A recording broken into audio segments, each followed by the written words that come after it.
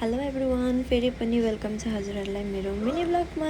म चाहिँ जाँदैछु घर, back to India after long time भन्नाले आफ्टर 6 मन्थ ब्याक, किनकि म आएको चाहिँ 6 महिना भइसकेको थियो मल्दिप्समा। 6 महिनापछि चाहिँ म घर जाँदैछु। यदि मिलेको भए त म त 2 महिनापछि नै गइहाल्थेँ, तर मिल्दैन है। एब्रोड भनेको एब्रोड हो, विदेशमा भनेको जस्तै सबै कुरो मिल्दैन नि त। So finally after 6 month back चाहिँ घर जानु मिल्यो, मेरो छुट्टी पाएँ अनि म चाहिँ घर जाँदैछु। एकदम खुसी थिएँ कि म चाहिँ घर जानु लागि। खुसी हुँदै गाना गाउँदै नाच्दै म चाहिँ फ्लाइटमा पनि चढेँ। जे जस्तो भए पनि आफ्नो गाउँ भनेको त गाउँ हुन्छ, घर भनेको घर हुन्छ। अनि मोस्टली म चाहिँ मेरो नानीहरू बच्चाहरूलाई मिस गरिरहेको थिएँ कि जहिले कहिले पुगेर तिनीहरूलाई भेटौँ भनेर।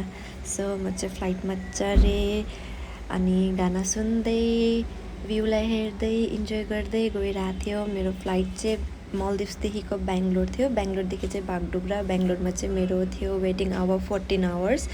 सो त्यही भएर गएँ म चाहिँ बेङ्गलोर। यो चाहिँ मेरो सर्ट फ्लाइट थियो, त्यति धेरै लामो पनि थिएन है। सो म चाहिँ गाना सुन्दै भाइब गर्दै गइरहेको थिएँ। त्यसपछि चाहिँ म ल्यान्ड भयो बेङ्गलोरमा।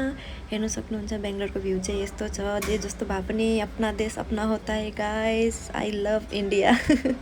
त्यही भएर म चाहिँ बेङ्गलोर पुगेँ। मेरो साथीहरू आएको थियो मलाई लिनु लागि। यहाँ हेर्नु सक्नुहुन्छ मेरो बेस्ट फ्रेन्ड प्रणय, अनि यहाँ छ मेरो साथी रिमी, अनि यहाँ छ चमु। सो यिनीहरूसँग गेट टुगेदर गरिसकेर म चाहिँ फर्केँ फेरि एयरपोर्टतर्फ रातिको 3 बजी। सो गाना सुन्दै सुन्दै गइरहेको थिएँ। यस्तो निन्द्रा लागिरहेको थियो किनकि हामी सुतेकै थिएन कि। नसुतिकन 3 बजाउनु लागि रातभरि गफ गर्दै बसिरहेको थिएँ नि त।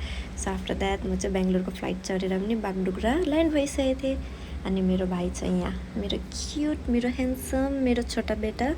अनि त्यसले चाहिँ मेरो सुलेस बाँधिदिँदै थियो नि त, हाउ क्युट है। अनि त्यही लागि यो चाहिँ मेरो सानो बच्चा हो भनेर मैले यसलाई थ्याङ्क यू भन्दै थिएँ। सो त्यसपछि चाहिँ यहाँ देख्न सक्नुहुन्छ मेरो दिदी, बहिनी, मेरो भाइ, हामी चाहिँ गेट टुगेदर गरेँ। त्यसको बादमा हामी घर फर्केँ।